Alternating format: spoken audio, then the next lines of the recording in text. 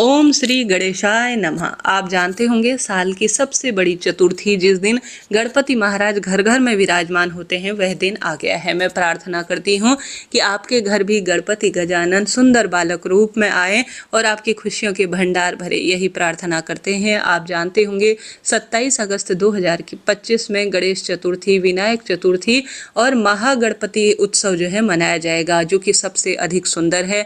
कई भक्तजन सिर्फ चतुर्थी का व्रत रखते हैं, कई भक्तजन अपने घर पर 1.5 दिन के गणेश जी, 10 दिन के गणेश जी बिठाते हैं। कई भक्तजन अपने घर पर 10 दिन के गणेश जी भी बिठाते हैं, जो कि अनंत चतुर्दशी 6 तारीख की रहेगी, उस दिन विसर्जित होते हैं। इन 10 दिनों में आपके पास जब भी समय हो, आपके आसपास कहीं गणेश पंडाल हो जहाँ पर गणेश जी विराजित है वहाँ, या सिर्फ आप चतुर्थी का व्रत करते हैं अपने घर पर या किसी भी स्वरूप में, अनंत चतुर्दशी तक जब भी यह गणेश जी के 10 दिन है, इन दिनों में कभी भी कर सकते हैं। लाभ आपको देखने को मिलेगा। शिव परिवार और गणेश जी की कृपा से आपके घर में निश्चित रूप से वंश की वृद्धि होगी। कैसे करना है ध्यान से सुने। सबसे पहले कमेंट्स में ओम श्री गणेशाय नमः लिखना न भूलें। गणेश जी महाराज प्रथम पूजनीय हैं और रिद्धि सिद्धि के दाता हैं। आपके घर पर रिद्धि सिद्धि नहीं है तो यह कार्य आपके जीवन में बदलाव ला सकता है।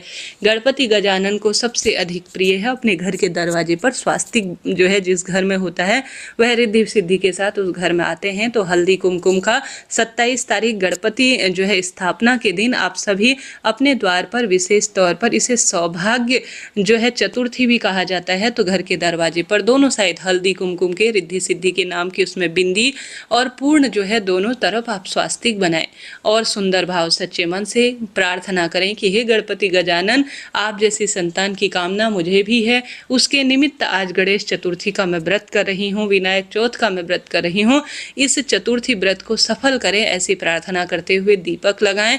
गणपति गजानन को सबसे अधिक प्रिय है मोदक, लड्डू, इनका आप भोग लगाएं और आप सभी सुंदर भाव सच्चे मन से शिव परिवार का भी साथ के साथ पूजन करें। साथ ही आप सभी को अपनी इच्छा शक्ति सामर्थ्य कहते हुए एक सुंदर और श्रेष्ठ उपाय करना है।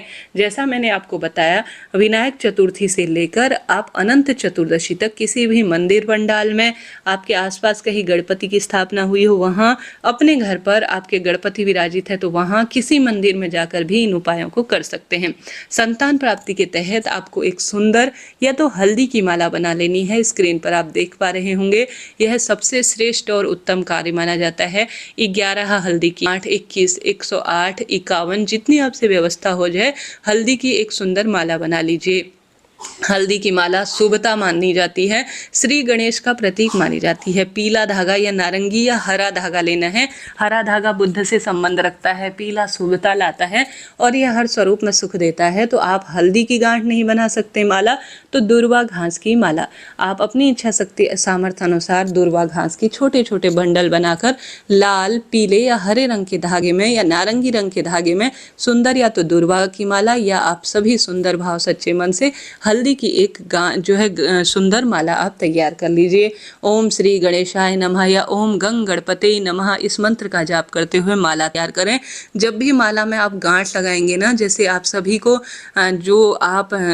जो हल्दी बांधेंगे माला बनाते समय या आप दुर्वा घास बांधेंगे, तो उस समय जब आप बांधेंगे तो अपनी मनोकामना बोल दीजिएगा। जैसे पुत्र प्राप्ति की इच्छा है तो वह बोल दीजिए, नौकरी, कर्ज, रोग, विवाह की इच्छा है तो जो परेशानी है वह आप बोल दीजिए जब भी आप हल्दी में या आप दुर्वा में गांठ लगाएंगे तब। उसके बाद आप सभी एक गोल बत्ती का घी का दीपक ले जाकर और गणेश जी के प्रिय मोदक, मिश्री या जो भी आपके पास है, खीर, पुआ पूड़ी, चूरमा या आपके पास पीले लड्डू हैं या बेसन के लड्डू जो आपने बनाए हैं, उन लड्डू को ले जाकर आप गणेश जी के मंदिर में या घर के मंदिर में सबसे पहले दीपक लगाएं। और दीपक लगाने में गणेश जी को प्रिय है इलायची, तो आप संभव हो तो जलते हुए दीपक में इलायची डाल दीजिए, नहीं तो कोई बात नहीं, बस यही पर्याप्त है। उसके बाद आप सभी जो है गणपति गजानन को सुंदर भाव सच्चे मन से उनके श्री चरणों में जो है भोग लगा दीजिए समस्त चीज़ों का जो आपसे व्यवस्था हो पाई है। फिर उनके गले में आपने जो माला ली है हल्दी की या आपने जो माला ली है विशेष चीज़ की, दुर्वा घास की, तो उनके गले में धारण करवा दीजिए। फिर वहाँ बैठकर आप सभी को संतान गणपति स्रोत स्क्रीन पर भी दिखा रहे हैं, जो है मैंने दिया है, है। ये जो है पुस्तक आप मंगवा लीजिए या ऑनलाइन सुन सकते हैं या आप किसी भी स्वरूप में इसे पढ़ सकते हैं। वहाँ बैठकर आप संतान गणपति स्रोत का पाठ कीजिए इन 10 दिनों में। अगर यह नहीं कर सकते तो 108 बार गणेश जी के महामंत्र ओम गंग गणपते नमः इस मंत्र का जाप कीजिएगा। ऐसा न कर पाने की स्थिति में सिर्फ गणेश जी को आप भोग लगाकर, दीपक लगाकर, आप उनके गले में जो दिव्य माला है वह धारण कराकर, झोली पसार कर सिर्फ अपनी मनोकामना भी इन 10 दिनों में कह देते हैं तो गणपति गजानन आपकी सुनते जरूर हैं। निश्चित रूप से आपके भाग्य खुलेंगे और दुख दरिद्रता का अंत होगा और आपके घर में श्री गणेश हर कार्य का होगा। तो यह कार्य तो चमत्कारी है जो मैंने आपको बताया, आप कीजिएगा। यह उपाय नहीं कर पाए तो एक गुरुजी का दूसरा उपाय है, उसे भी कर सकते हैं, जिसमें गुरुजी कहते हैं आपको लेने हैं मयूरध्वज गणेश का नाम लेते हुए 9 शमी के पत्ते।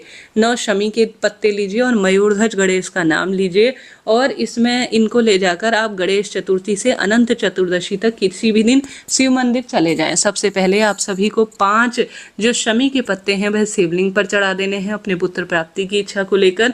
3 पत्ते गणेश जी के स्थान पर चढ़ा देने हैं और गणेश जी के सामने महादेव के समक्ष एक गोल बत्ती का घी का दीपक लगाना है। दूसरा दीपक आपको शिव मंदिर की चौखट के दाहिने तरफ प्रज्वलित कर देना है और मंदिर में बैठकर हे मयूरध्वज गणेश जी, हे महादेव, मेरे घर में संतान और पुत्र की प्राप्ति हो, ऐसी प्रार्थना करनी है। यह कार्य भी आप गणेश चतुर्थी से अनंत चौदस तक किसी भी दिन कर सकते हैं। 9 शमी के पत्ते लेने हैं, 5 शिवलिंग पर चढ़ाने हैं, 3 गणेश जी के स्थान पर, 1 दीपक गणपति के समक्ष और 1 दीपक शिव मंदिर के दाएं तरफ आप प्रज्वलित कर कर आ जाइए। यह कार्य आपके भाग्य खोल देगा और दुख दरिद्रता का भी अंत कर देगा। तो 2 उपाय हैं जो मैंने आपको बताए। यह 2 व्रत ऐसे हैं जो सौभाग्य देते हैं, वह है गणेश चतुर्थी का व्रत और अनंत चौदस का व्रत। तो आप सभी को दोनों व्रत निश्चित रूप से करने हैं, लाभ तो इनको देखने से मिलता ही है। यह कार्य करें। साथ ही आप माला नहीं बना सकते तो दूर्वा घास रोज 108 की संख्या में कम ज़्यादा जितनी आपसे बने आप गणपति को जरूर समर्पित करें, इससे भी सौभाग्य बनता है। गणेश जी महाराज के मंत्र का जाप करना, गणेश जी को रोज जो है श्रेष्ठ उनको प्रिय वस्तु समर्पित करना, उनके मूसक को जो है जैसे आसपास कहीं कोई मंदिर है जहाँ मूसक को भोजन अर्थात कहीं भी जहाँ मूसक का बिल है वहाँ भी आप दाना चारा ये जो भी वह खाता है जरूर से खिलाइएगा, इससे भी श्रेष्ठता बनी रहती है।